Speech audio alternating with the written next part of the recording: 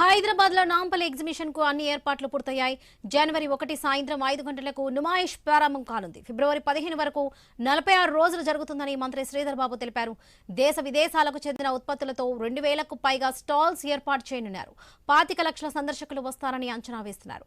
అగ్ని ప్రమాదాల నివారణ కోసం ప్రత్యేక జాగ్రత్తలు తీసుకున్నట్లుగా శ్రీధర్ బాబు తెలిపారు.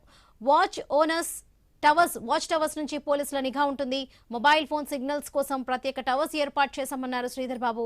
షాపింగ్, ఎంటర్టైన్మెంట్ ఒకే చోట దొరుకుతుందని ఎంట్రీ టికెట్ 50 రూపాయలుగా నిర్ణయించారు. వీకెండ్ లో రాత్రి 11 గంటల వరకు నుమాయిష్ ఉంటుంది. దాదాపు 19 విద్యా వ్యవస్థలు నడుపుతా ఉన్నారు. ఎడ్యుకేషన్ సొసైటీ సంబంధించిన పెద్ద సంఖ్యలో ఉన్న సభ్యులు, ఓజీఐకి సంబంధించిన గౌరవ సభ్యులందరి సహకారం 19 విద్యా వ్యవస్థల్లో దాదాపు 30,000 మంది విద్యార్థులు